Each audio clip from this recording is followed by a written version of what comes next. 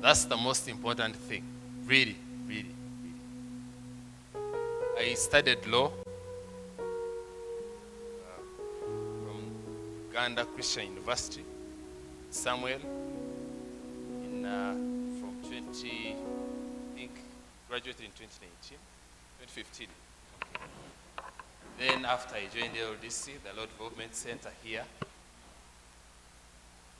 for the period I was supposed to spend there.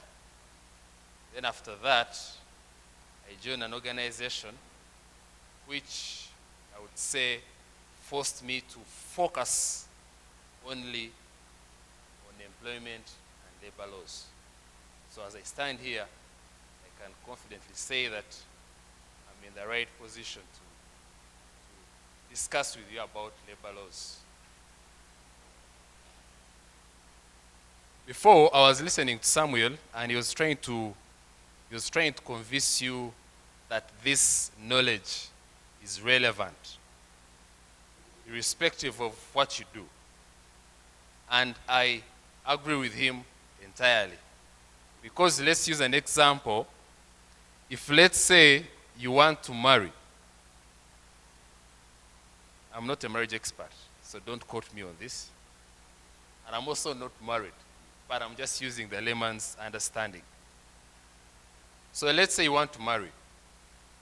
I would think that the first step would be to look for a partner. Not so. You look for a partner, and then after, hopefully, you fall in love. Then after that, you figure out whether this is the right person to stay with forever. So you've been able to go through that stage. But let's say the person that you've fallen in love with, or you've decided to marry, is from the same clan with you. Yes? Would that be allowed? Don't be allowed.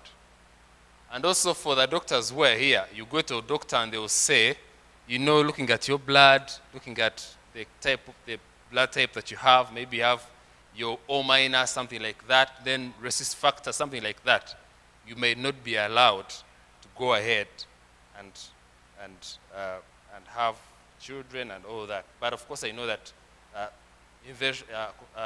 things have been invented. See that does not barricade any person who says to marry. So why am I saying that? Even if you've fallen in love with this person and you've decided to marry them, there are other things that might stop you from going ahead and marrying them. Why am I saying this? You might be, let's say you're a doctor, but even as a doctor, as you make decisions, you need knowledge about the law. Even as, let's say, as an engineer, you need some knowledge about economics because it is so integral in what you do. And I think that's what they will call multidisciplinary thinking or decision making. And being in a position where you have at least basic knowledge in these different disciplines, you are better placed to make decisions. So then, why do I say this? We are lawyers, we've come here.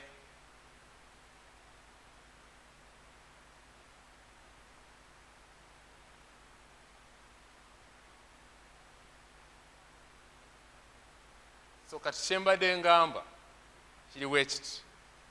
Ne bw'obanga toli lawyer, naye amagezi gano oba ogeetaaga. Ate ekyo kye bayita multidisciplinary decision making or thinking. So have we established why we need this kind of knowledge? Yes. Now, bw'obanga oli mukozi oba oli mukozesa, bw'obanga oli mukozesa oba oyagala omukozi, si kyekyo.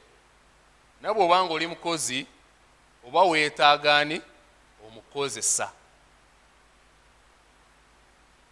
Abo babiri when they come together, they get into something called an employment relationship. Yes? An employment relationship.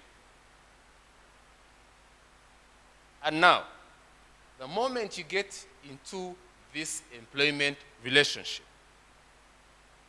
there are certain rules, principles, regulations, laws that govern you. And those laws, those regulations, those rules, they provide both your rights and responsibilities.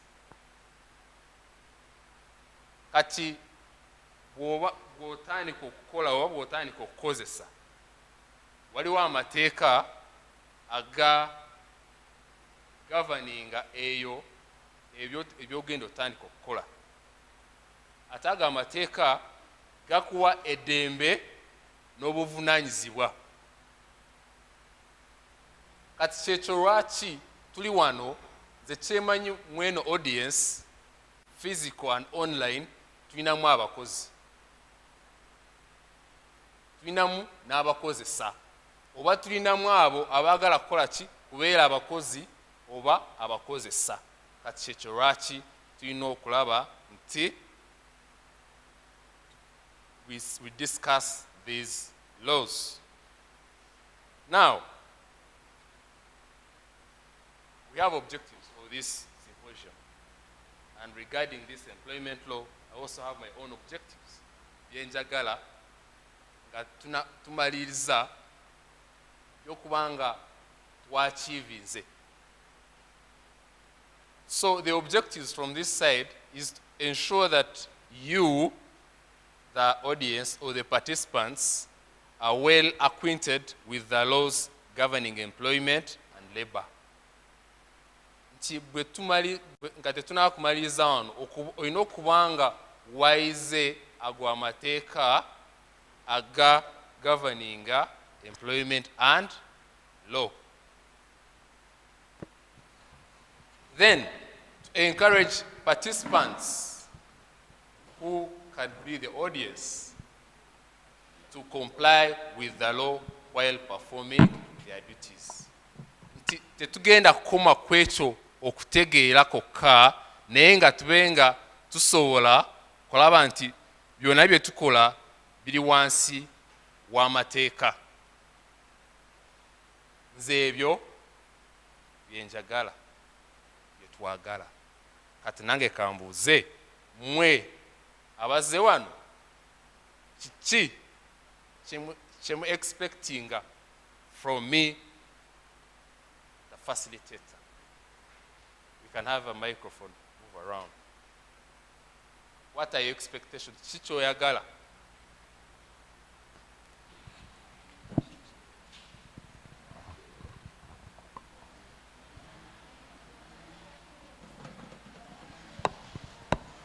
Thank you. Like you said, the employer and the employee, when they get into work, they must know their rights and responsibilities. So that's what I want. Rights and responsibilities.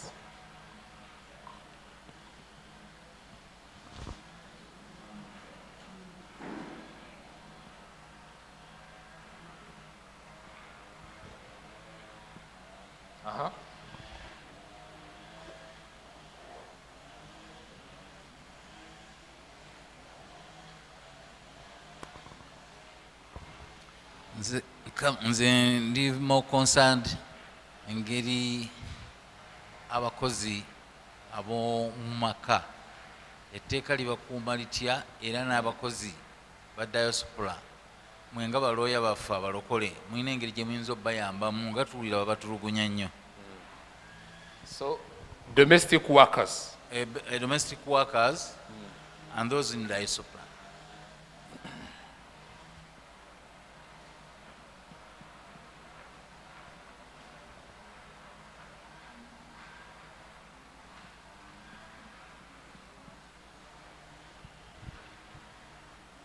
Any more?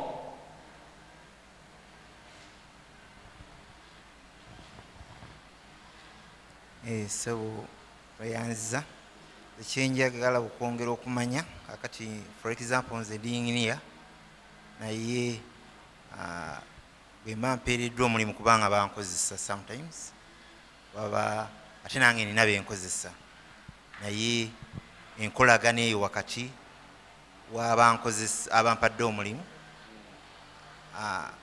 okubazimbira oba okubakolera anything then kubanga sometimes wekanga nga bakulumya essente atusobola nakusasula bakozi somehow somewhere aye nabali balina obuvunanyizibwa era bayinza waliwo amateeka agayinza okunsiba nga ate maybe somebody yandeetedde obuzibu agambe jagala clarification kwekyo.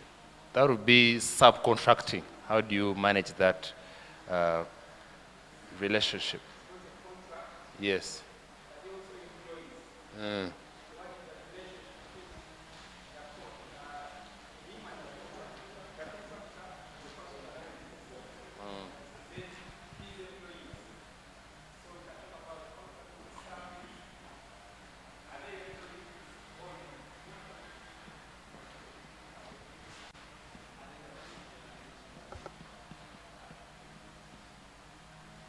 Yes.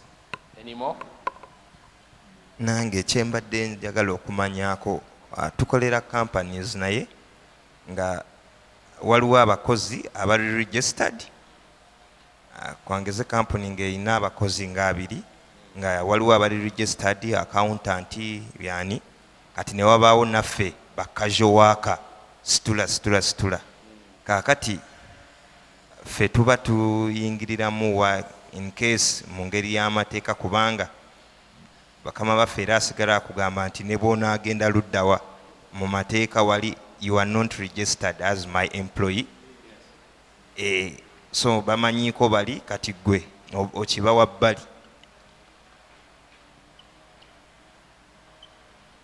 Okay. Casual workers. Kama yebazibwe nze njagala kumanya amateeka agawano njagala kufuna relationship ey'amateeka agafuga wano abakozi n'eri gyembeera njagala kufuna that relationship difference ejja bwetya bwegaba nga gonna gabeera mateeka.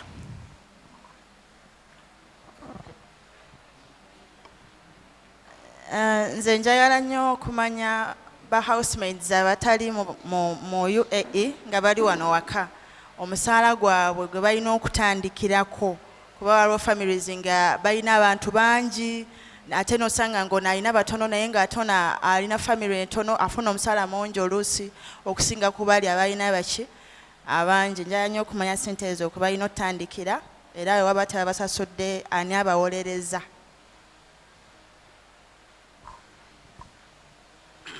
Abooluganda mukama waffe yeebazibwe. Kino simanyi ng'ejje ngenda kiyitamu naye is like subcontracting employment. I mean company nga roofing they employ people naye ate there are some other subcontractors as in ono he employs me and then roofing yote manyu. I need more light about that. Okay. We shall discuss that. We shall start with who is a worker, who is an employee.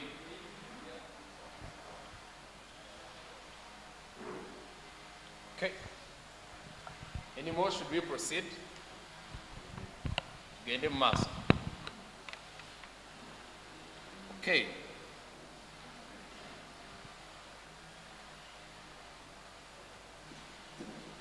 So I want to first bring to your attention the different laws that we have in Uganda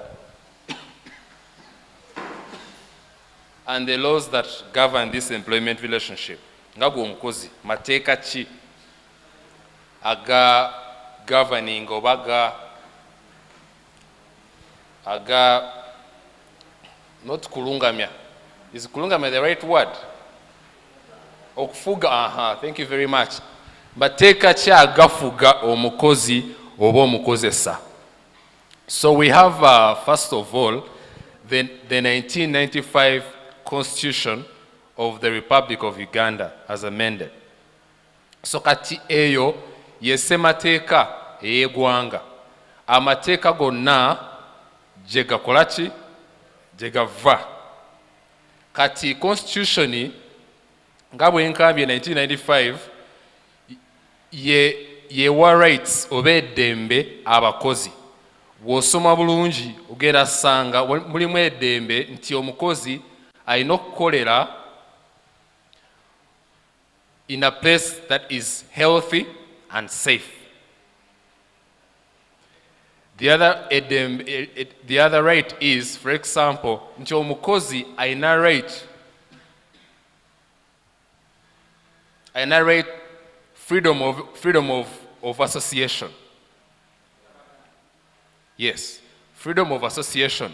And with freedom of association, we have collective bargaining.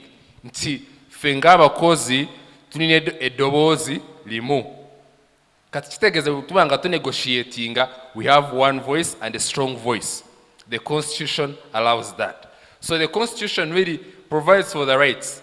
And then these other laws, gana amateeka amala gwe tugenda ku get into depth, they get to explain and elaborate the rights that have been provided for by the Constitution. So the Constitution is the ultimate law. Then we move like that. So after the Constitution, we have the other law, Baliyita Employment Act. Yes, we have the Employment Act. The Employment Act provides for the employment status. It really tries to provide for who is an employer, who is an employee, what are the rights and responsibilities. Then we also have the employment regulations of 2011. So what really happens is, the kyemanyi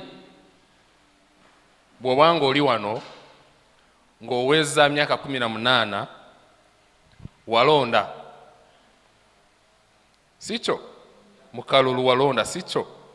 So when you vote for an MP into parliament, oyo MP aba agenzeeyo ayina responsibilities.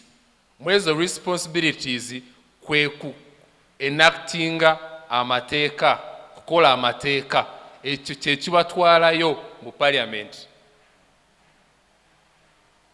So these laws we are going to talk about, they were enacted in parliament.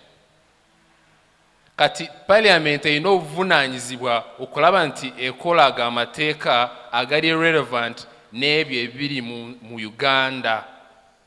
Bw'obanga waliwo ekizibu nga kyamaanyi, bagamba kyetaagisa kulaba nti tufuna etteeka kulaba nti ekizibu kivaawo oba tukigavaninga.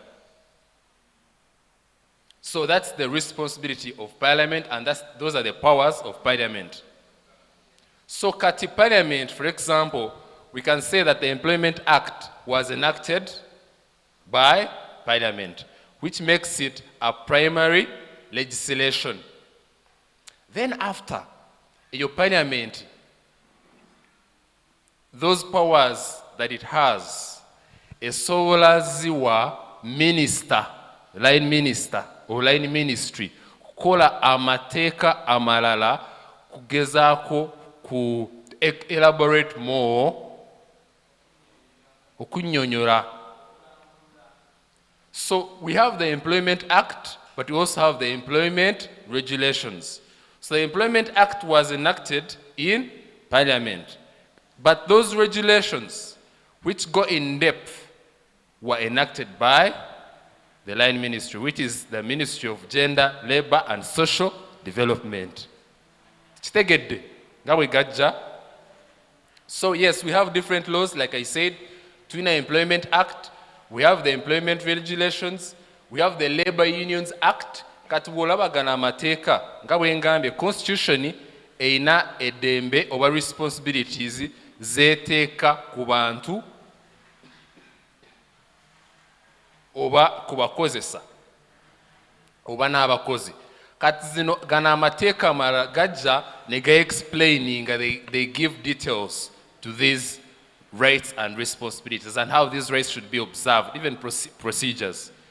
So, we have the Labor Unions Act. We have talked of the freedom of association and collective bargaining. So nga bwe tugambye nga gwe omukozi oyina eddembe kubeera n'abakozi abalala ne mufuna eddoboozi limu ne mubagaininga n'abakozesa. Kati ekyo kiri mu tteeka lye bayita Labor Unions Act. Then we have the Labor Disputes Arbitration and Settlement Act. Kati, like any other relationship, bw'obanga oli mukozi nga nono mukozesa nga mweri in that relationship, you find that the person will at some point feel aggrieved. Nti waliwo ekyomukozesa wange kyakoze nga tekinsanyusizza. Kati, I have a complaint. Now, this law I've just talked about explains how you can be able to lodge that complaint. It also gives you the fora, ekuwa koti chi oba woyina okugenda bw'obanga owulira nti toyisibwa bulungi. Ekyo bagiyita Labor Disputes Arbitration and Settlement Act. I think I will send these slides to Sam and he'll be able to share with all of you. So then after we have the Occupational Safety and Health Act. Nga bwe twagambye constitution egamba nti omukozi yenna ayina eddembe kukolera in an environment ng'eri safe and healthy. Nga tegenda kuteekako obulwadde n'obusagwa. Injuries. Obuvune, thank you. So, kati eno Occupational Health and Safety Act, it is the one that explains the rights and responsibilities of employers and employees regarding keeping a safe and healthy environment for the workers. Then we have the Workers' Compensation Act. Katika tulabe nti omukozi afunye a disease, an occupational disease, oba injury, omukozesa alina okubanga akompensatinga ogwo omukozi afunye obwo obuzibu. Kati ebyo, the process, the different accidents, the Workers' Compensation Act yebi explaining. It is the one that provides for that. We also have the NSSF Act. Inti, bw'obanga oli mukozi ng'okola ku musaala gwo bagenda kutemako 5%. Ate omukozesa aleete 10%. Zibeere 15%. Bazitwale mu NSSF. Yes? And then bakuwa procedure ziki zoyina okugoberera kuteekayo ze ssente oba kuzigyayo. Myaka ki ng'ebyo. Kati ekyo bagiyita NSSF Act. We have so many other laws that are relevant to this employment relationship.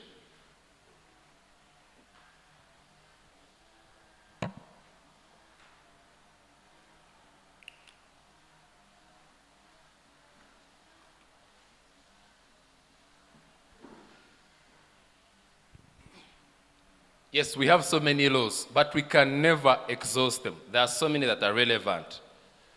So many. We have the Contracts Act, because this employment relationship or employment contract, it's a contract and it is governed by the Contracts Act. However, of course, the Contracts Act is not so much detail when it comes to these laws, the employment relationship. So that's why sometimes you just ignore it. Teri detailed when it comes to employment relationship. Kati ndowooza amateeka ago mugategedde. Sikyo? Tugende mu maaso. So kati zino nga bwe tugambye tulina constitution, Twina Employment Act, we have Labor Unions Act, we have so many other laws. Naye kati zo zaavaawa byavaawa. I don't know whether some will take you through constitutional history, but we have something called the reception clause.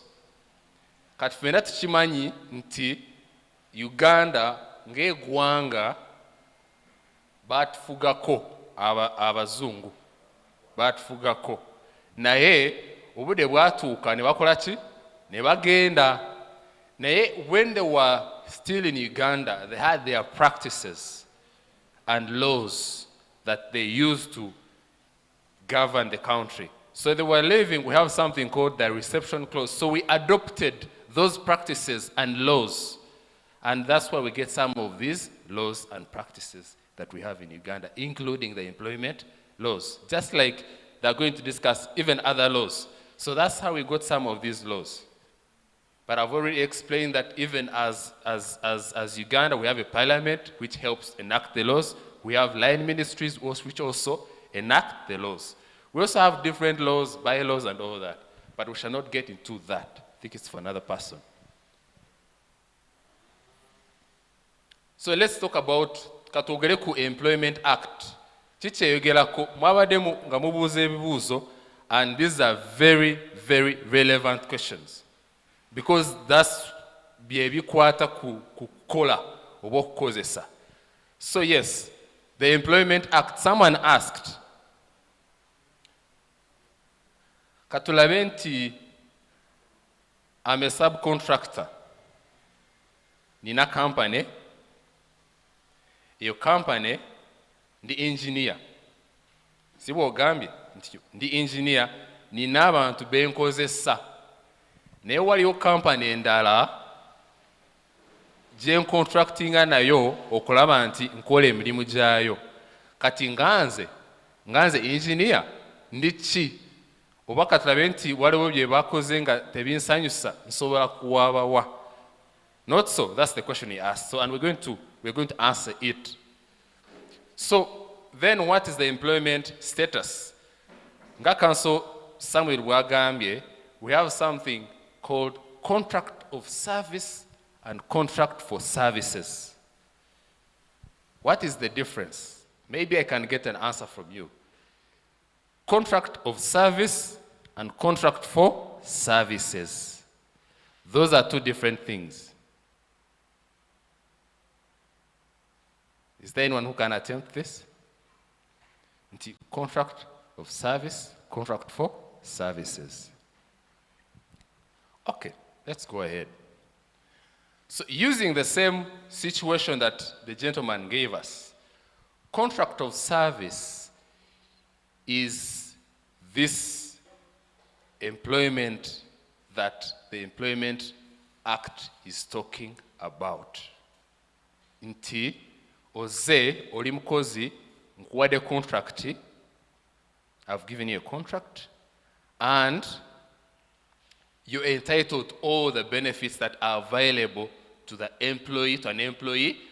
Kugamba nti oli mukozi wange ngenda kukulagirira w'olina okukolera, w'olina okukola n'eby'olina okukola.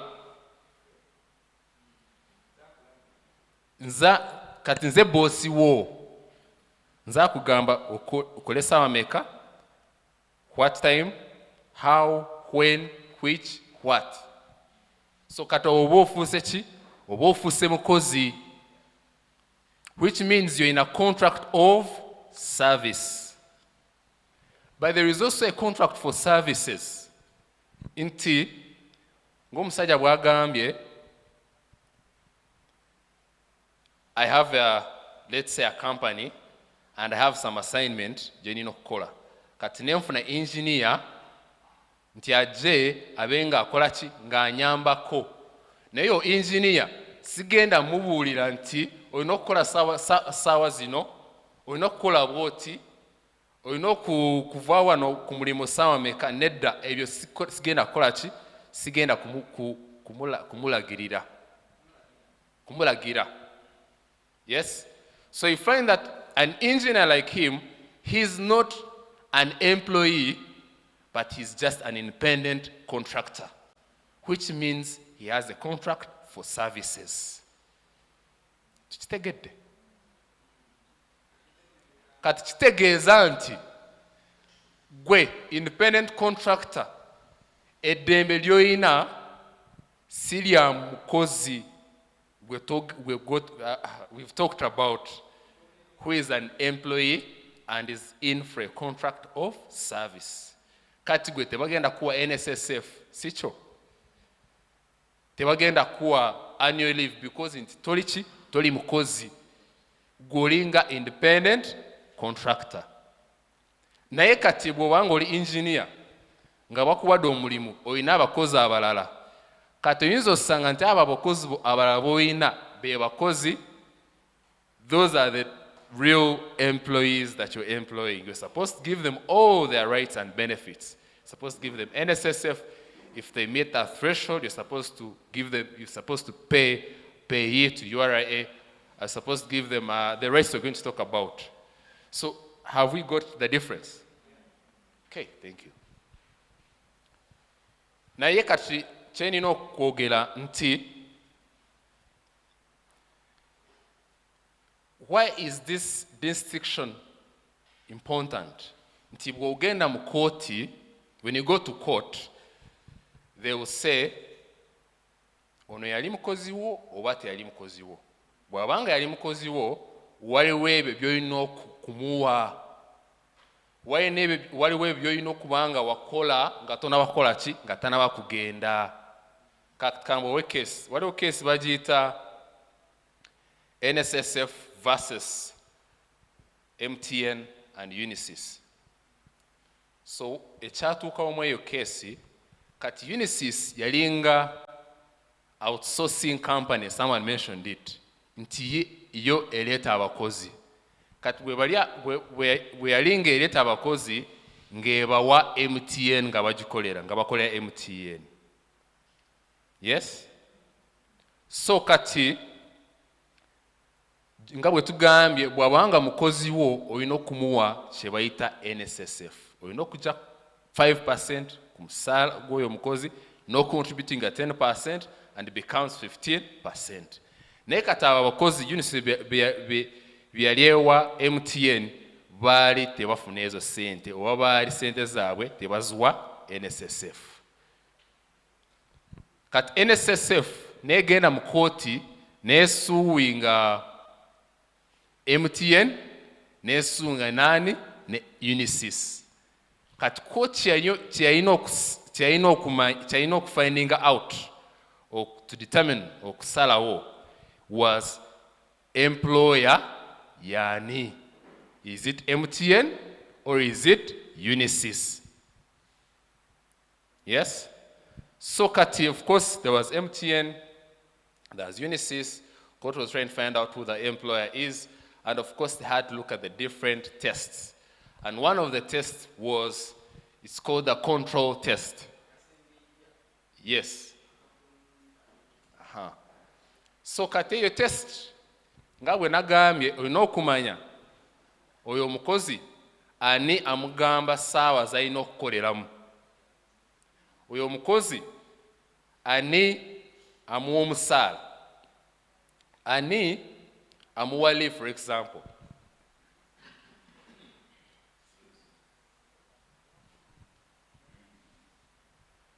Ate ekirala, oyo omukozi, for example, let me go back to his example. Can he delegate if he's your employee? Yes? Kati lebe nti Saamu ankozesa, saagala agamba nti mukozesa. Kati lebe nti Saamu ankozesa. How do we tell that I'm his real employee or not? Nganze Omega nsobola agamba nti kati mu kifo kyange okukola kande ttono y'aba akola. Kitegeera? Bw'obanga ni mukozi wa Saamu, ekyo so akikola, anti waakola yakola ki? He employed me, not him. But if I'm an independent contractor, I can delegate to him and he works for Sam. Have you got that? Have you got the point? So let's go back to Unisys and NSSF. So they realized that, in fact, these employees, before they were recruited, they were being trained by Unisys, not MTN. Yes? Nti abakozi abo yali abatraininga kubaleeta mu kukola yali ki? Yali Unisys. Ate n'ekirala omukozi bw'akola ensobi, MTN teyalina buyinza kukola ki? Kumupanishinga, but Unisys had the entitlement to discipline this employee. So like I said, they looked at the control test and these other consideration to come to a conclusion that abo abakozi baali baani? Unisys si MTN. Kitegeeza ki nti Unisys yeyina okukola ki? Okuwaayo NSSF, not MTN. So have we got the difference? Good.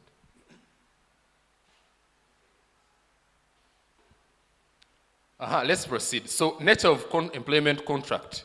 Employment contract, it can be written or oral. In T, employment contract, musobola giteeka mu buwandiike oba verbally mu kwogera. Yes? Naye ekizibu kiri bwe kiti. With oral, ekisooka, when you read the Contracts Act, it states that if the subject matter is beyond 500,000 shillings, it has to be written. So what the mistake that the employers do is to ignore the the Contracts Act, and they just focus on the Employment Act. Wakuba Employment Act tekyogerako kati n'osanga nti omukozi akola bamuwa miliyoni emu naye nga talina contract mu buwandiike. Ate bugenda mu court bagamba naye Contract Act it still applies to you. So where is the what? Where is the written contract? So that's where the challenge is. The other thing is that even if you don't have a written contract, even as per the Employment Act, you need to have written particulars of this employee. Nti akola ki, avaawa biki ebyo. Kati era, you can't survive as an employer if you don't give this written contract. Tukitegedde?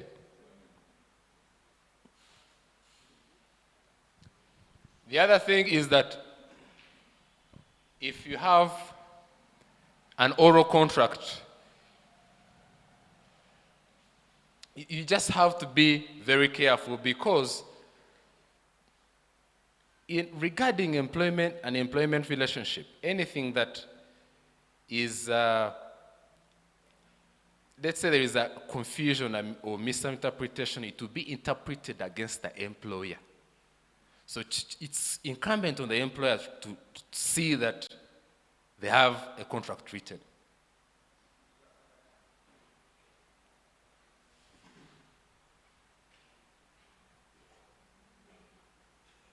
Any questions before we proceed?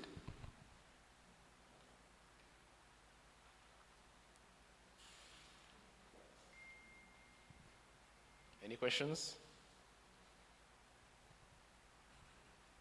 You know, this is right now, this is not church, so you can ask questions. But even I know that even when Pastor Muke is preaching, people ask questions. So. Kakati kankibuuze mu Luganda. Bwe mba nina kampani yange, nsobola okukola amateeka nga gange nga nze bwe njagala okubeera, so singa bwe njagala ebintu bikole, though biyinza okubeera ne ka link katono okukwatagana ku nga biri relevant ebisobola okuva mu main law eya general or the labor law gye wayogeddeko. Nsobola okukola amateeka agange mu contract ne ngateekamu nti this is how I want to operate as me, the employer. Ekyo kikkirizibwa. Thank you for your question.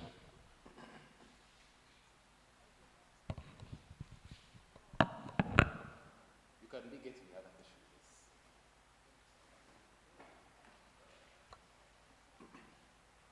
please. Ogambye nti neyanziza kati contract eno esobola okubeera verbal oba written.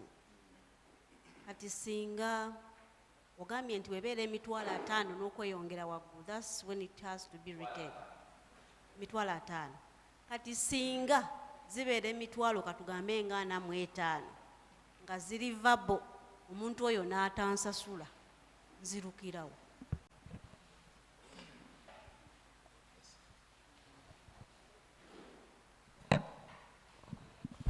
Nobalisebo contract era endagaano kakati bwembanga nakola endagaano n'omuntu yanguza ettaka tiwanguza ettaka yasikira sikire ye naligula tannaba kukola ki tebannamuwa share ye kati kiba kitya share yali tannagifuna kyokka nga ku ttaka eryo ayinako eka y'emu n'aginguza ekintu ekyo amateeka gakiruŋŋamya gatya? So there is someone behind.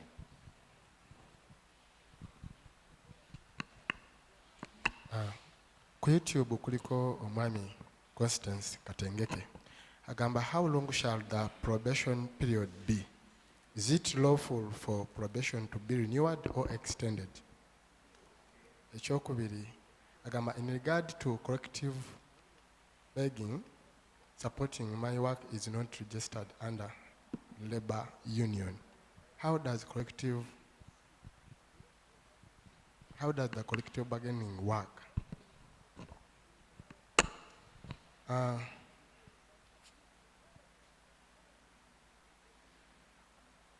Ku Google Meet waliyo ekibuuzo agamba, okay, I want to know as a domestic worker abroad, if I sign a contract and I fail to complete it, how the law helps me?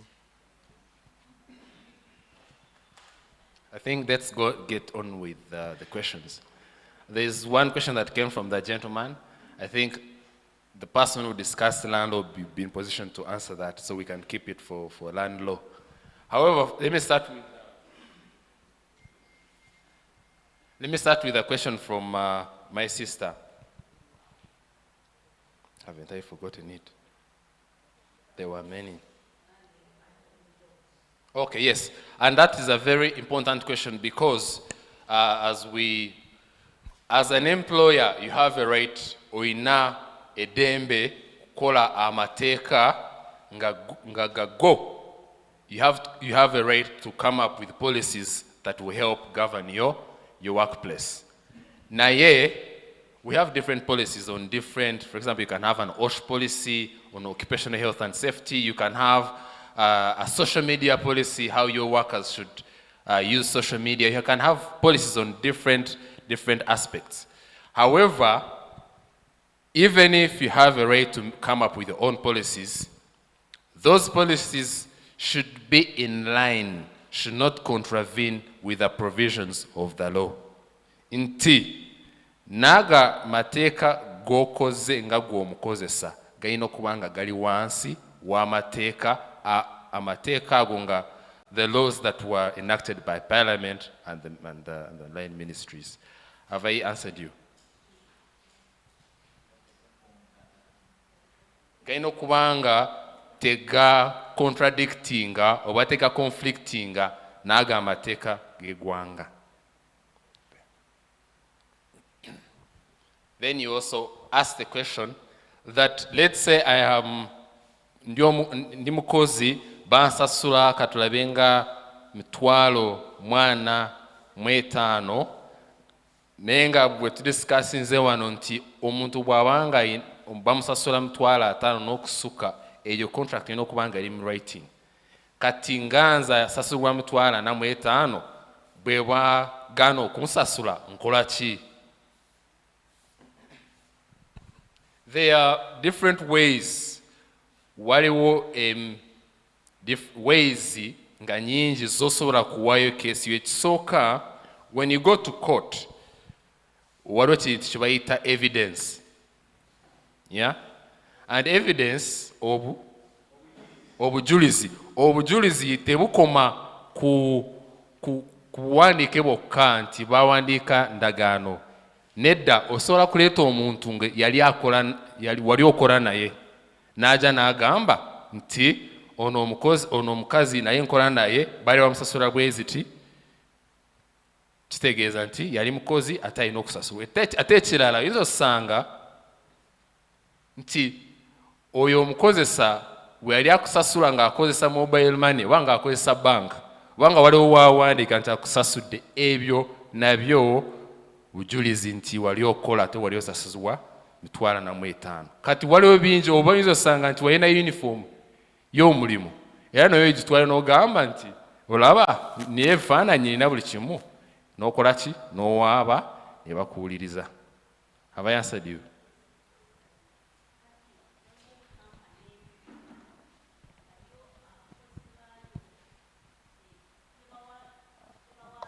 Employment letters nga bo bakola bukozi kati bwetuka okubasasula ng'ebakubirayo kati ate tolina gyojja kugenda kuwaaba kuba already tolinayo wasayininga.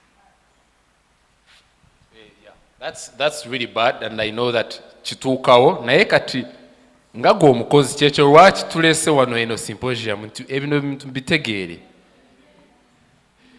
Ne bw'obanga katulabe nti tolina contract nti bawandiisa, at least have a register book nti wali ogendayo. So I mean it happens, but that's how you can address it. At least have some evidence that you work for this employer. The other questions I forgot, but they can.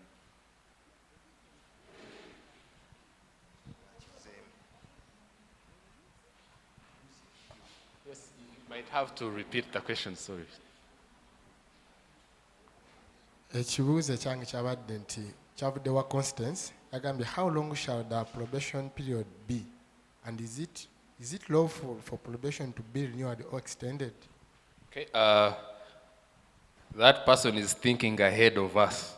We're going to answer that when we reach there. Ekirala kyabadde kibuuza nti amateeka agafuga Uganda ge gamu era ge gafuga ne mu nsi ez'endala. Okay, let's handle that. Okay. So kati Uganda as a country, it's a sovereign country. Eina ensinga Uganda eina independence.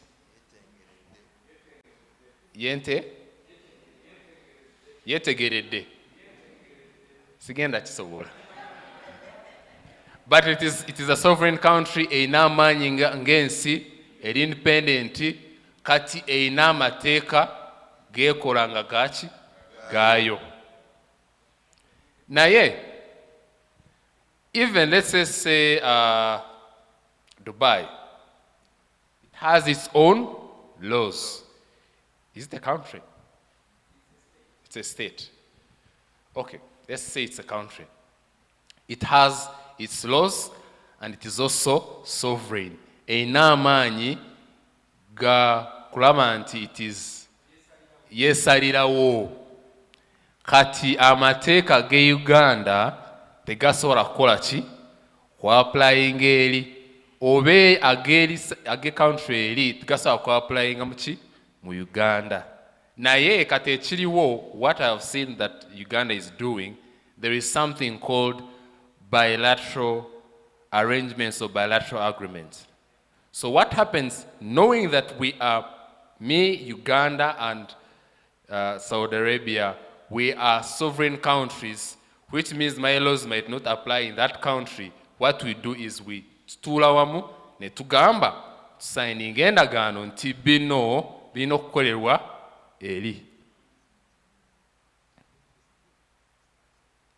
Nti oba abakozi abava e Uganda balina okuyisibwa bwe bati mu ggwanga lyo ne basayininga. And this is important, that question is very important, because nga gwe omukozi ayagala kgenda eri kiba kirungi n'otegeera ebyo weebiri. Are those bilateral agreements in existence, and what do they provide for? Lwakuba ffe amateeka gaffe tegaapulayinga side eri. So now we need to find out which countries the other side have bilateral agreements with Uganda. kulaba nti citizens by Uganda, they are protected. I think that has been answered. The other question?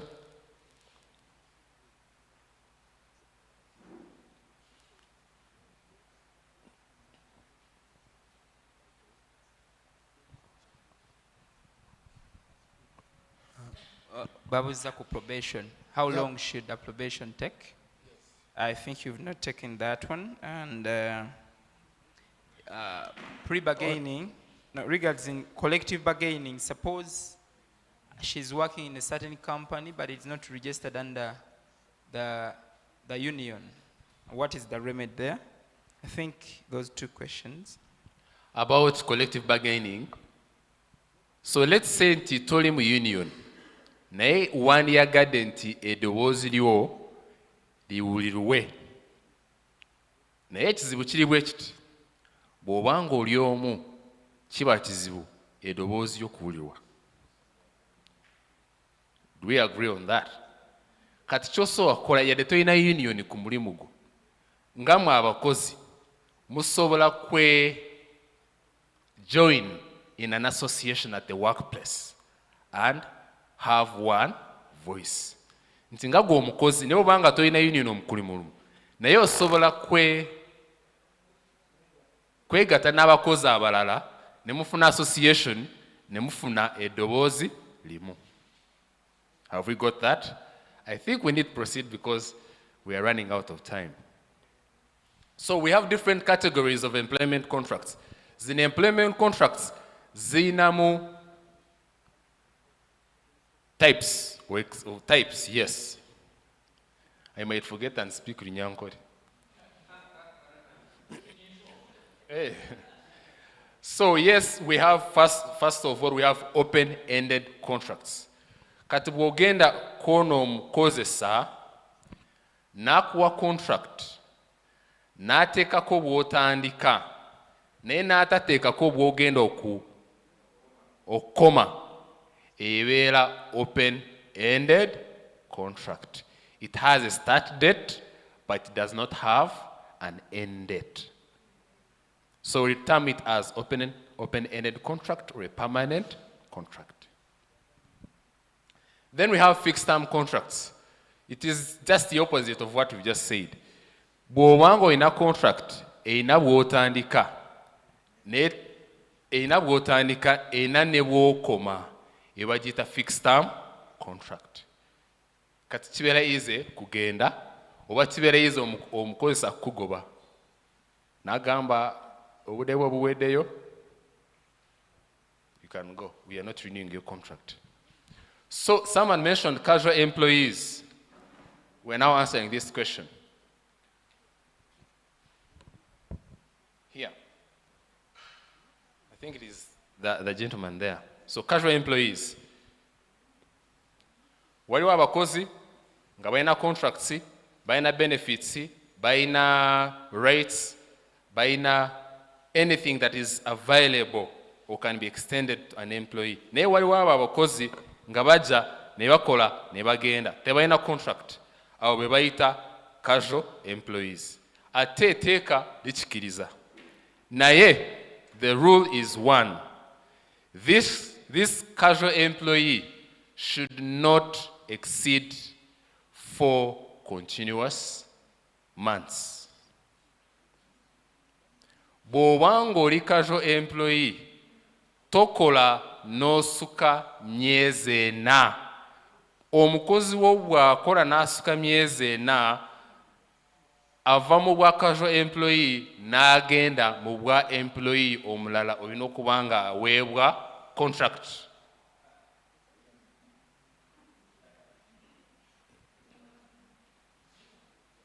Kitegedde? So that's the rule regarding casual workers or casual employees. The moment they exceed 4 continuous months, they are entitled to an employment contract. And the benefits available for these ordinary employees are also available to them. Seasonal employees. In my work, mulimu gwange, I visit many companies. but also visit plantations and flower plantations, coffee plantations, tea plantations. Kati mwezo plantations waliwo kye bayita peak season oba harvesting season in tea.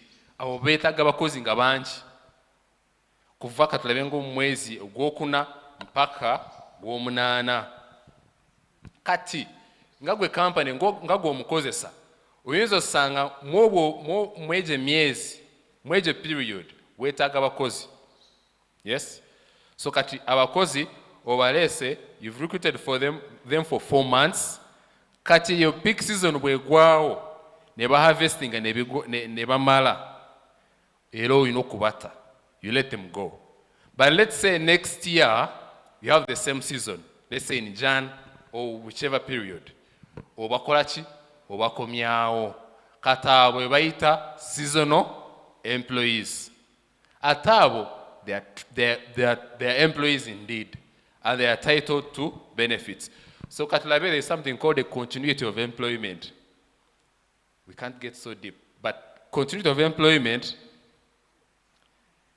oba oyagala kumanya omukozi akukoledde emyaka meka, kati kyokola awo okwata myezi egyena n'ogatta ku myezi egyena gy'akoze next year, like that, and you get the aggregate, and that's how long the person has worked for you.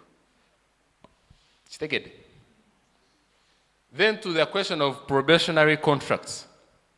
So probationary contracts, mu buno obudde omukozesa ageza, he or she is trying to find out the suitability oba ono omukozi asaanidde oba naasobola ogw'omulimu.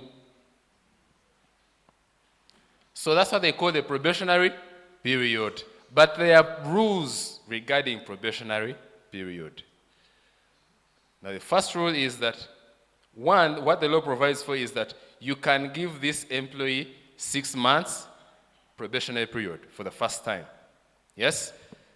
But you can also extend for more 6 months. But you cannot exceed 12 months. That's the implication. First give this employee 6 months, add them more 6 months as an extension, but you cannot exceed. Tosobola kuyita ku 12 months. Yes? Naye omukozesa ayina eddembe mu kifo ky'okumuwa 6 months kumuwa 3 months or less than that. Let me make this rule clear. Yadde tulina amateeka. When you read the Employment Act, it provides a gamba weight. Employer bw'aba nga asobola kuwa omukozi we conditions nga ziri more favorable than what the law provides for, the employer is allowed. Sinti law wegamba 21 days, golemere ku 21 days annual leave, you can give 30 days if you want, provided it's more favorable. But it can't be less favorable. So the law provides for the bare minimum. Ekuwa wotandikira gwosobola kukola ki kweyongerayo nga gwe employer n'osanyusa mukozi wo. So still on probationary contracts. So with probationary contracts, like I said, it is 6 months, but you can extend for more 6 months. Yes? However, it is incumbent ki kumukozesa nti egyo emyezi mukaaga bw'ebanga eweddeko kugamba mukozi we nti contract yo eweddeko ya probation. Bw'abanga takyogedde, the presumption is nti bamukkiriza omukozi akole ki yeeyongereyo akole. So this is on employers to ensure that you communicate in time to see that, one, the communication can be to confirm nze obere ku mulimu, or it can be tetugenda kusobola, tosobodde genda. 3, tukusaba, can we extend, so kuongeza myezi 2 oba myezi 6. Have we got it? So it is very important for the employer to communicate that. If they don't, the presumption is nti amukiriza abere ku mulimu. The other thing is, when you read section 66 of the Employment Act, egamba nti omukozi nga tanama kuva ku mulimu oba kumugoba olina okusooka n'omuwa kye bayita fair hearing, nti omuwe opportunity naye akwesitole ku byatuukawo oba ye defending.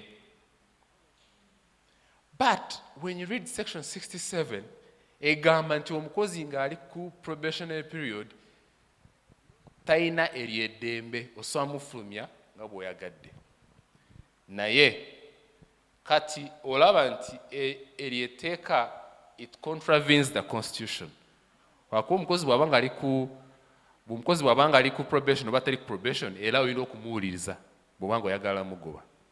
Kati industrial court kye yagambye nti omukozi ne bw'aba nga ali ku probation naye ng'oyagala kumugoba lwa discipline oba performance, enkola ye oba empisa, olina okusooka n'omuwuliriza kuva ku ekyo abakozesa kye bali nga bakola before. Have we covered probationary contracts? Naye maybe for you employees, abakozi n'abagala okukozesa, how you draft your contracts matters.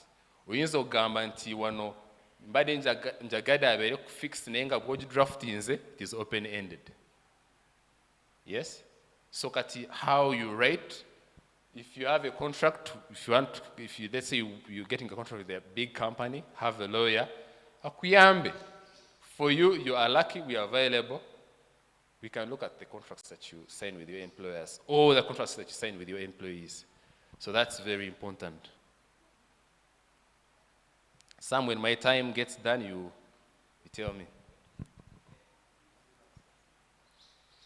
So we also have twine teeka eddala baliyita occupational health and safety. Nti eryo likwata ku omukozi w'akolera ne conditions alina okukoleramu oba environment nga bwe tugambye. Nti alina okubanga the environment should be safe, it should be healthy. Tarwala, tafuna injury. So maybe it highlights some rules for you. So buli mukozesa alina obuvunaanyizibwa kulaba nti akuuma abakozi be ne general public oba aweetoolodde awo babakolera kulaba nti tebafuna injuries n'endwadde. Obwo obuvunaanyizibwa bwaki bw'omukozesa, nti laba nti omukozi wo tafuna ebyo diseases and injuries. That's the responsibility of an employer. However, both employers and employees need to be aware of their roles in ensuring safety at work. Nga gwe omukozi nange omukozesa, oba nga gwe omukozesa nange omukozi, tulina okulaba nti tukolera wamu kulaba nti tutafuna those injuries and we keep the workplace safe. So tusagamba nti omukozesa alina obwo obuvunaanyizibwa, anti bw'ofuna injury era gwagenda ogifuna, si mukozesa.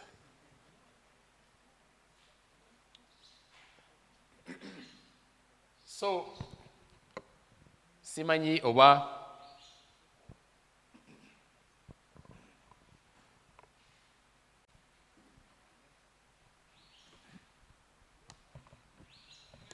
Council, I think there is one more question you skipped about minimum wage. She asked about minimum wage.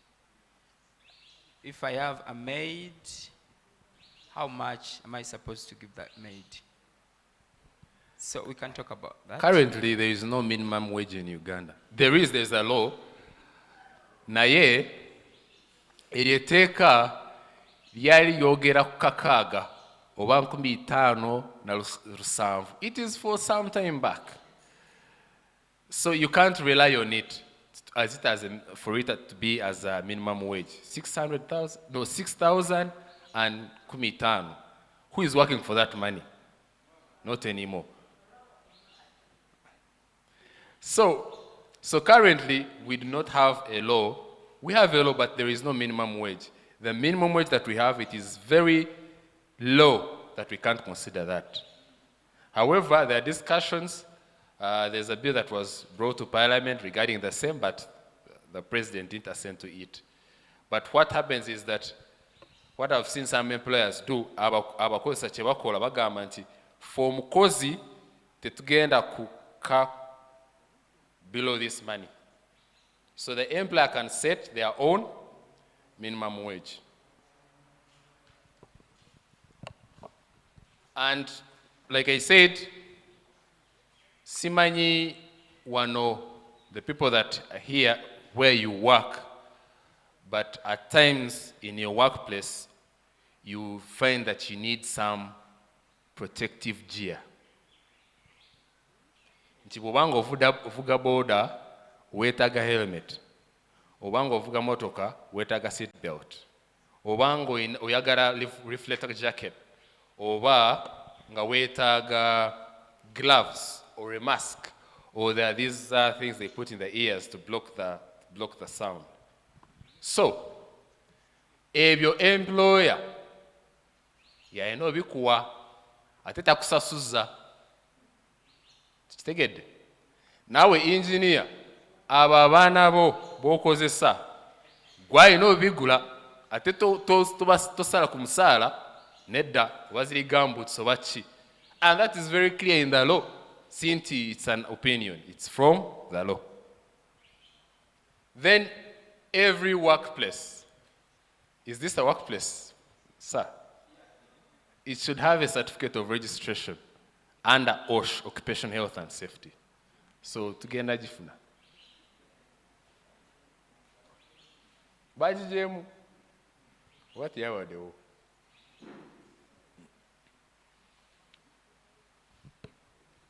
So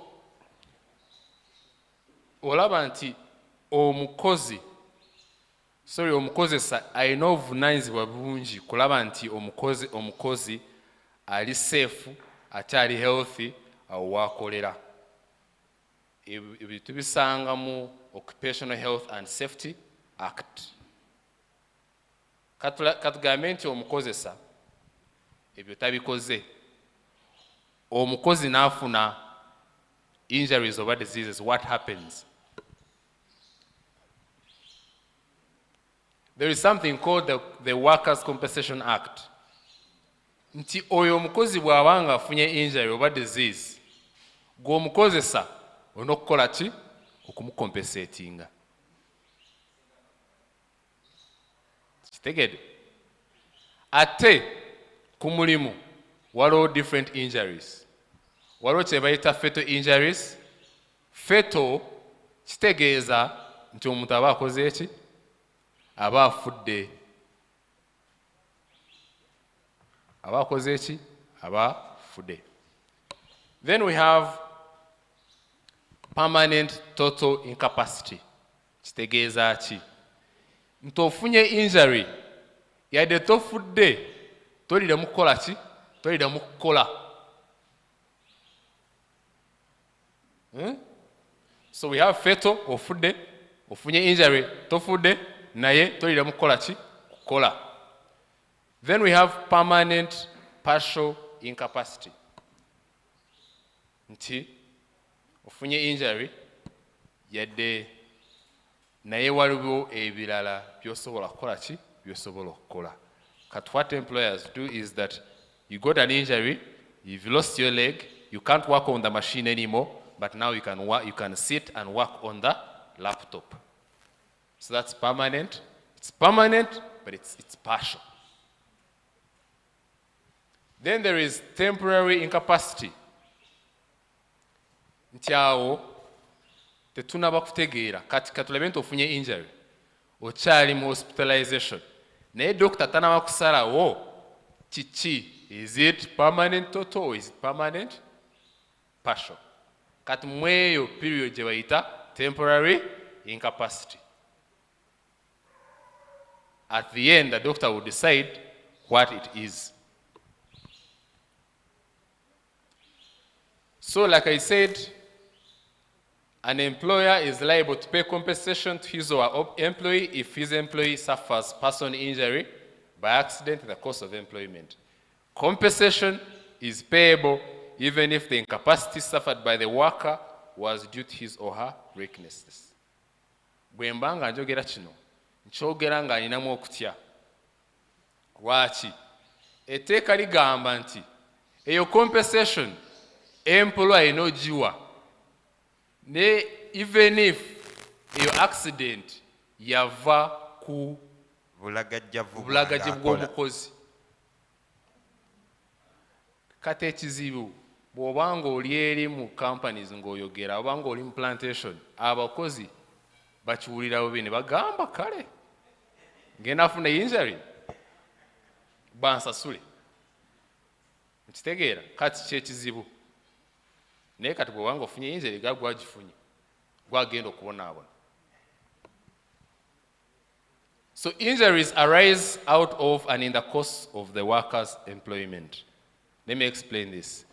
Katulabe nti ndi kukola wano ndi ku machine, I put my finger, it's cut off. Yes? But also I'm supposed to be compensated. But then also Katulabe, this is the workplace. I'm coming from my home. Ndi ku border nenfuna injury. Omukozi alina ogicompensatinga. Let's say I'm going back nenfuna injury ku border oba nti ne bankuba. Omukozesa alina okukola ki? Ogicompensatinga. Naye it has to be a direct route. If my home is from there and I'm coming to this workplace, but I get an injury from Jinja or from let's say Kasubi, but my home is this side, they can't compensate that because that's what? An indirect route. Take it. So, when an accident happens, ng'oli mukozi, it is very important for you to notify omukozesa. Okukubulira omukozesa nti nfunye this injury. And the employee, omukozi, shall give notice to the employer as soon as reasonably practicable. Bwe kiba nga kisobose, kikole bulira omukozesa wo. Then the employer, omukozi bw'akubulira nti nfunye injury, shall report the accident to the labor officer by telephone or other reasonable means. Labor officer ntegeeza ki? Buli district wabeerawo gwe bayita labor officer. Buli district, in fact I think kati buli municipality or even cities, you find labor officers. If you go to KCCA, you're going to find a what? A labor officer. Or you're going to kuwa report nti omukozesa angobye ankoze kino biki, kati awo be batuyamba ngaffe abakozi nti bw'ofuna ekizibu you go to the labor officer. At each district there is a labor officer.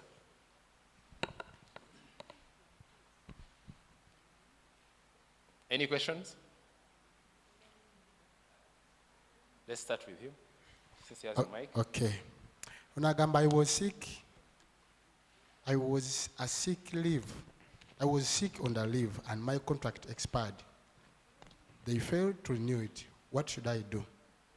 Ekyokubiri. Agamba, I'm working for a company which gives me all the necessities and payment and pays on time, but failed to give me a written contract. What should I do? Onagamba nti teeka lyogera litya ku muntu afiiridde mu mikono gy'omusawo naye ng'obulagajjavu bwavudde ku musawo. Ekibuuzo kirala agamba, kindly talk about Ammendments compensation. When is it paid and who should pay it? Women's compensation. Yes. Maybe talk about maternity leave, because that's where it is relevant. Talk about sick leave. Okay, let's talk about sick leave before you proceed. Though we had it ahead, but we don't have time. So with sick leave, when an employee is sick, the employer should allow that employee. Bw'obanga oli mukozi ng'oli mulwadde, omukozesa wo alina okukkiriza ogende ewaka olwale owumule. Or you get some rest and recover. We might cause issues here. So kati omukozi bw'abanga alwadde ayina okusooka n'agenda ew'omusawo, oba olumu ku mulimu wabeerawo omusawo n'amuwa medical certificate nti ono ki, ono mulwadde, ne bakukkiriza n'okola ki, n'ogenda ewaka. For the first 2 months, emyezi ebiri egisooka, oyo omukozi olina omusasula full salary. Kitegedde? Omukozi agenze ewaka alina certificate nti mulwadde, omuwadde time n'agenda, myezi ebiri egisoose olina okukola ki? Olina omusasula full pay.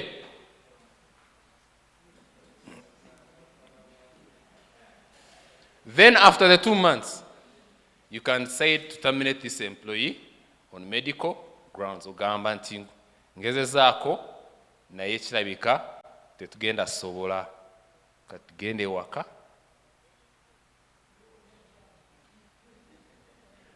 Kitegedde? But why I emphasize that is that when a person goes to home on sick leave, most employers don't even pay. They will go genda vibyo, which is very bad. So, have I answered the question on sick leave? Then women's rates.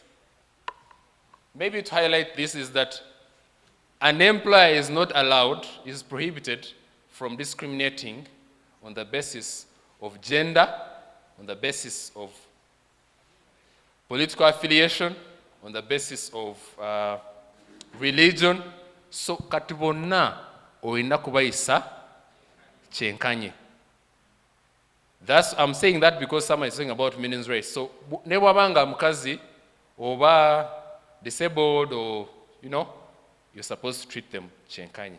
But maybe to come to women's maternity leave, so what we explained before we move forward is that omukazi bwabanga ayina olubuto agenda kuzaala, balina omuwa 60 working days. 60 working days. Now there's a difference between 60 working days and 60 calendar days. So 60 working days is ze mwateekawo ntyo. So 60 working days ze naku omukozi zaakoleramu. Naye kati waliwo ennaku omukozi zaatakola ki? Zaatakola. Kati when they say 60 working days, we do not tetubala weekends. But for 60, let's say you want to call it calendar days, omukazi aba agenda kufunda 90 or even more days. You've counted Sunday, you've counted all other days. Those are 90 days, not 60. But when we mention working days, we go to 60. Mweje myezi balina okubanga bakola ki? Bamusasula full. Ate tosobola agamba nti oze ova kuzaala katugenda kuwa employment eriko below what you're doing. They're supposed to come in the same position, in the same conditions. You can't say wakuba gugenze nobeereeyo nozaala, we shall know. They have to be protected at all times. So those are 60 working days. Yeah. Any other question? I saw there were many questions. Ekimu tokizeemu. Ekiriwa? Ekya bamuwa byonna, she gets all the necessities and pays in time, but they never give her a contract. N'abuuza nti, what is the problem from this after knowing how important the contract is? And how much anyway, we shall not get started. We don't want to know how much she's paid, because that's confidential. Naye nga bwe tugambye bw'wanga osasulwa 500,000 mitwalo 5 kugenda waggulu, contract as a must has to be in writing. They don't have a choice. Yes? But what she needs to do, the right thing to do is let her always gather evidence that she works for this company. Let her always, write somewhere, have a uniform, take pictures with colleagues, because one day you need them as witnesses, and also such as evidence to show that you worked for this company. Yes?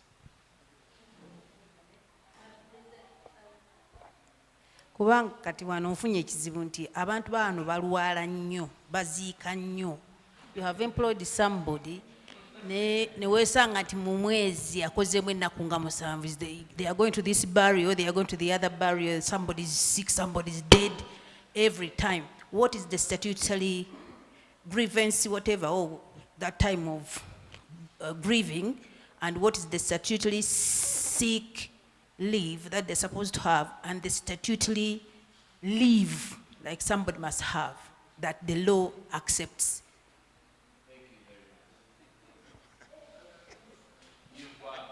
You've now, okay.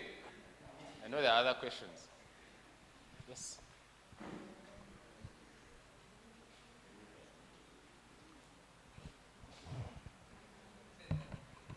Council, nze ekyange kiri gino yamba bannaffe bonna. Mu Uganda abantu abasinga obungi tebalina mirimu. So waliwo company, in fact kino kyo kiriko mu nnyo, badedicatinga okuemployinga ne bakuwa omuntu omu n'awandiika bano bonna abali muno, era ngono yabasasula. Abantu abo tugenda kubayamba tutya kubanga abo abantu abaggyeewo ono tebafaayo okumanya their rights. Ekyo oba okivuddeko oba afunye injury ng'ali mu line of duty, tasobola kukola ki kumaliriza bintu ebyo. Kampani nyingi nnyo wano olwaleero they delegate their power ez'okuemployinga. Kampani yo tebamanyi muli bakozi naye mumanyi ono mwami kabajja. Bano tugenda kubayamba tutya. So there is what the scenario that the other gentleman gave us.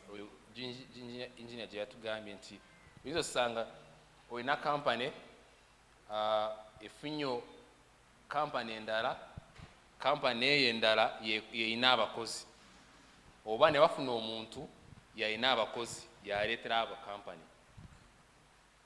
Abo abakozi be baleese tebalina rights, baba mistreatinga biki ebyo, kati tebamanyi wakulaga. Kati nga bwe twogedde ekisooka ono omusajja aleeta abakozi bw'abanga ali company, if he is a company, yalina obuvunaanyizibwa bw'abo abakozi. Kati bw'ogenda mu kooti sigenda kugenda mu eyo company enene ngenda kubanga mpaabira ono. That is if they are company, I would be suing this person. Naye ekizibu, what you're saying is that he's not a company, he's just an individual. Alina abalala bangi abamureportingako. Now let's put a scenario. What is his position in that company? Nti position ki gyalina mu eyo company nene? Kayungirizi. Katwanga kayungirizi. He is acting on behalf of the company. Therefore, the company is liable to pay or to compensate these people who are being mistreated. When you read the law, employer, si company yekka, abo abagikolera bali mu management babeera bakola on the company's behalf. Therefore, they are employers. There is I believe that the council will discuss it, vicarious liability. It's also applicable. Nti bwe nkola ensobi ng'ali mukozi wa company eno, company erina ki obuvunaanyizibwa. But let's put that aside. If he's a manager and let's say he's the one who gives me obligations and all that, the company is still liable for what happens. Maybe because they haven't gone to courts of law and they had. Yeah. But I understand that's the situation. It's everywhere. Council you so Omega, much. Council Omega, sorry, let me just have this question before we get other questions. This is Mr. Agaba Timothy. A question on annual leave and medical leave. Can HR charge medical leave from annual leave, reducing annual leave days as taken during time on medical? 1. 2. On OHS, are casual workers covered? Occupational health and safety, yes. Let me answer him before we proceed. Can an HR offset days? Let's say a person has gone for medical leave, sick leave, yes? But then the HR is offsetting from the annual leave, or he or she is compensating the annual leave. So what happened is that, like I said, omukozi aina annual leave, sick leave 2 months on full pay. Naye ekizibu oyinza osanga nti oyo omukozi asusiza ezo 2 months ate ng'ono omukozesa tayagala mugoba kati n'agamba nga bw'utilizinze those 2 months, now we shall keep on taking from your annual leave. So that's what happens. Okay. Nsaboddemu n'ekibuzo ky'omukyalo oli yagambye nti Uganda bafa nnyo ate baziika nnyo, tukiddiremu awo ku leave nti akibala atya kuziika kavaali kisolo. Yes. So there is something called compassionate leave. Nti omuntu bw'aba alina omuntu we nga afudde olina okumuwa ka leave. Naye the company zengenzeemu talina kusukka bagamba 3 days. Talina kusukka 3 days. But also, let me also point this out, that since buli omu afa balina okuwolekisa ogende. Manya my big friend, olumu fa abakola ki? Ababata, not like real death, but we kill them. We lie that they are dead. Yes. So, since buli omu ojja agenda oziike, you can limit them to spouses, father, mother, biological child, something like that. That's how you control it. But then it would look bad that a person has lost a father and you're saying don't go. But at least you're also limited to 3 days maybe. That's how you control it.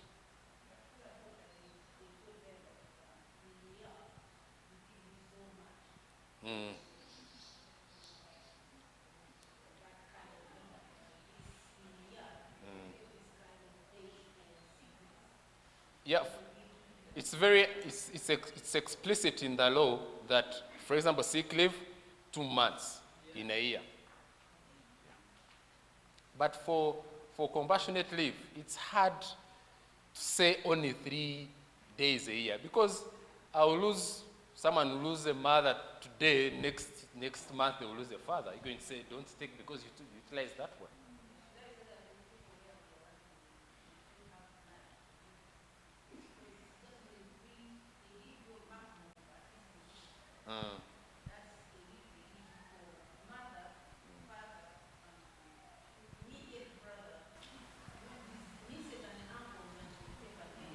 Yeah. So, I mean, employers get to choose what they want. So, any other question? Yes. Yes. Thank you so much. Nze ekibuuzo kyange mpulidde nnyo nga the employees are protected. What about the employers? How are they protected? Then n'ekirala about the contract. Kubanga tumanyi nti above emitwalo 5, from mitwalo 5 above, you have to give a written contract. Naye abakozi bwe tubawa zi contract, they use them against the employers. Amanyi nti nina contract ya myaka 2, n'akola effujjo lyonna kubanga amanyi they can sue you and you pay for that 2 years. Now, naffe what we do, ne bwe mba nga ngenda kuwa kakadde, tukkiriziganya nti omusaala 45. Then I compensate in allowances, kino, so that I don't give you a contract. Is it right? I will answer as a lawyer, but also answer as a church person. It's not right. But maybe to respond to you, what are the rights of employers? One, you have a right to recruit, you have a right to hire, you have a right to fire, you have a right to appraise. You put up a standard that these employees are supposed to meet regarding performance, but you also have a right to dismiss or even punish. So muntu bwabanga akola fujo, as an employee you have a right to dismiss, but of course following the right procedures. Waliwo byolina okugoberera nga tonakola ki, let go of the employee. How about I just discuss this, then we get the questions after? So let me discuss, we've talked about sick leave. Full wages must be paid for the first 2 months of absence from work due to sickness.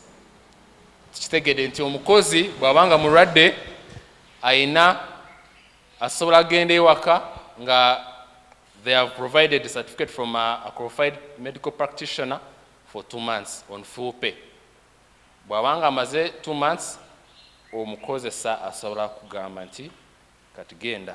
Maternity leave, in case of pregnancy or miscarriage, it may not be pregnancy, but it can also be miscarriage. Nti omukazi avudemu olubuto. The person is entitled to 60 working days. Calendar days, those are like 90 and more days. Nti omukazi alina okubanga aweebwa ennaku 6 kugenda n'agenda mu eyo leave. Ate ng'omusasula. Then paternity leave, abasajja nabo balina paternity leave. Nti omukazi bw'aba azadde, omusajja naye akole ki? Awumuleko oba asitule ku mwana. And those are 4 days.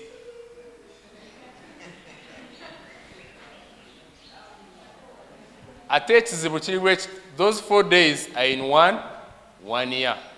Kati omusajja bw'abanga musiraamu agenda tusaasira. So annual leave, let's move on. Annual leave. Annual leave, it is a break or a rest period oba okuwumulako mu mwaka. Omukozi alina okuba nga awumulako mu mwaka for 21 days. Ezokukolera. Kitegedde. Kati naye nga bwengambye nga gwe omukozesa oyinza okugamba sigenda kuwa 21 days zokka, ngenda kuwa 30 if you're a good employer. Oba ng'oli mukozesa mulungi.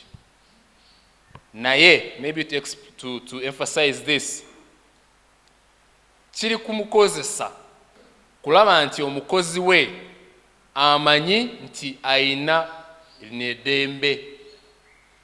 Kakitegeeza nti omukozesa alina okugamba bakozi be nti mulina okutwala 21 days off as annual leave. Naye omukozesa bw'akugamba nti you have this entitlement to annual leave for 21 days or even more, kiri ku ggwe omukozi kulaba nti you apply for those days. Bw'obanga twapplyinze, the presumption is you forfeited oba as your break okoze eki ogivuddeko. You don't get them. So what happens is ekyali kituukawo mu kusooka abakozi mu kifo kyo, I hope that's the right word, mu kifo ky'okutwala ezo ennaku bali baagala mu ki ssente. Kati omukozi alinda gamba sigenda genda waka. So those days would accumulate, let's say 100 days, and they would want money instead of that break. So that's why court made a decision that it is incumbent kiri ku mukozi kulaba nti applying for those days agenda. The other law I need to emphasize is that there is no contract. If there's a contract that money will be compensated on behalf of the leave days, that contract is null and void. But the exceptions are that, let's say, this employee has been terminated. But before they are terminated, by the time they are terminated, they have not taken out their leave days. Nti bamugobye nenga abadde tanawakola ki kuutilizing ezennaku awo bakola ki bwe bakusasula. Have we got it, annual leave? Council, ngenda kusaba olinayo eddakiika 5 ngenda kusaba oyogere ku remedies if someone is having some grievances akola atya singa bafunye obutakkaanya ne bakama be singa waba waliwo ensonga maybe occupation maybe yogerako ne ku singa nfiiriddwa naye ng'omuntu gwe nfiiriddwa afudde okuva ku mulimu Ssenyonjo Samuel afiiriddwa wano Pastor Gerald Mukuye kiki Pastor Gerald Mukuye kyagwanidde okukola eri abantu b'Oluganda ba Ssenyonjo Samuel so yogera ku remedies sebo taata tuwunzikira awo. Thank you.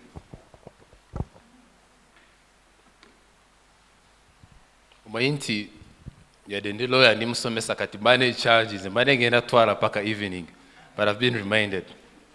So when you look bw'olaba bw'osoma industrial court cases enyingi ziva ku nti omukozi bamugobye, ebirala si byamaanyi bibeerayo naye nga basooka kugoba n'owulira bubi n'ogamba kankole ki kange ni mu kooti. Bwebanga tebakugobye, you have issues at the work, you can always handle them amicably. So answering his question kankireetere through that nti let's say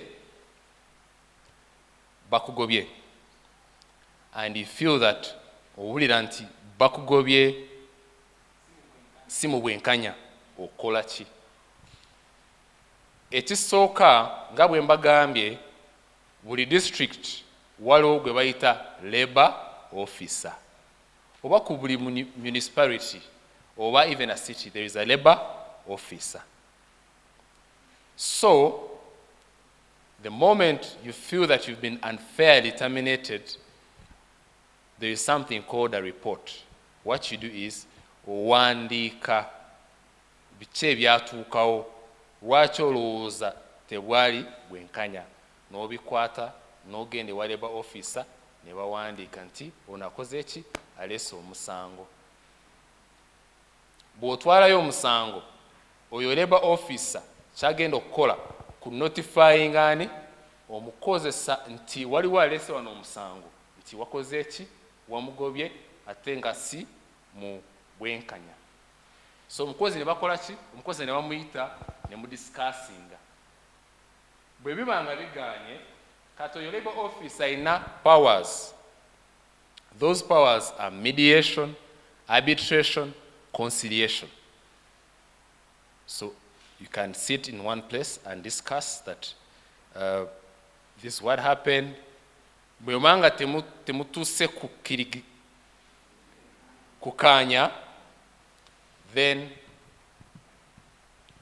labor officer agenda kukola kyebakola kyebayita referral to the industrial court. Kati industrial court era bagenda kuddamu babawe chance mutuule, just like any other court, mediation. It's a must. Mutuule mudiscussinge. Bwe biba nga bigaanye, court egenda tuule koleki ewe ensala yaayo nti ono bamugoba mu butuufu oba si mu butuufu.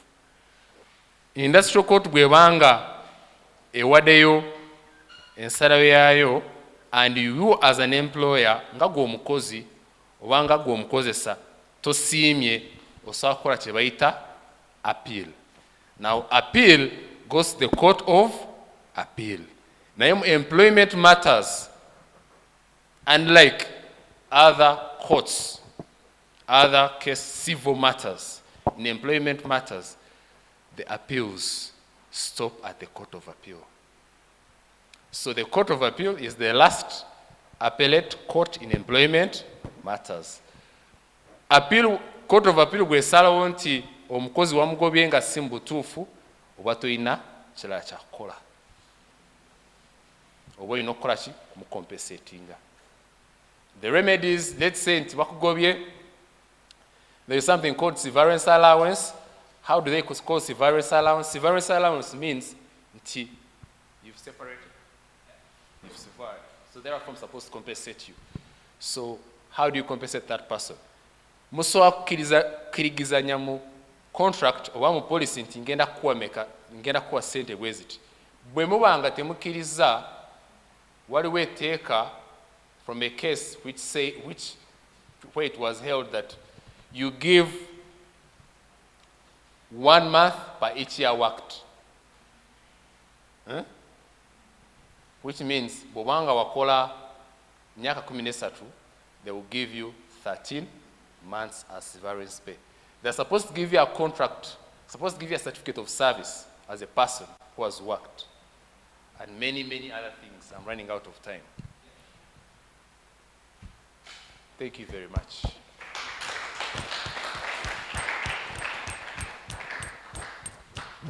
Thank you so much, Council. May God bless you. Ani agamba nti nno bannaye nga nnyuddwamu olwaleero. Ng'agamba nti okujja kwange tekunsaze. Kati njagala oyimukeko ku bigere by'eddakiika ntono nnyo. Watudde nnyo si kyo. Otudde nnyo si kyo. Ate oyagala okuzuukusa ku bwongo nga wetwetegekera session eddako si kyo. Buuza ku muliraanwa wo, omanye erinnya lye?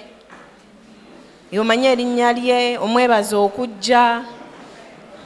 Omubuuzo oba anyumiddwa akanyomero kaavaamu. Tukubireko Council mu ngalo bannaaye. Tukubireko obuweereza bw'ekifo kino engalo. N'omusumba waffe tumukubireko engalo. Kubanga tekisangika nze kino nkisanze ku harvest. Tekisangika buli wamu. Ninayoko kuba backup wano. Naffe bannamateeka tumanyi okuyimba. Tetusobola kumanya Katonda ne tutamanya kuyimba, si wakiri? Ninako ku backup. Tubaniriza ku Harvest Teaching Ministries Makerere Kikoni wa Musumba Gerard Mukuye ne Mami Divine Mukuye. Ate nga naawe watugoberera ku mikutu egy'enjawulo, weebale kutugoberera. Twongera okukujjukiza nti osobola n'okugoberera ebisomeseddwa ku Harvest Teaching Ministries ku Telegram mu mannya ga Harvest Teaching Ministries, ate nga ne ku Facebook ne YouTube kwetuli mu mannya ga Pastor Gerard Mukuye. Tukwaniriza, weebale kukuŋŋaana naffe.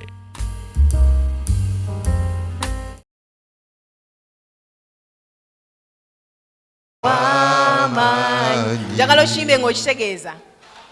By'okola tewali abisobola. Gwe Katonda ow'amaanyi. Mugambe by'okola tewali abisobola. Gwe Katonda ow'amaanyi.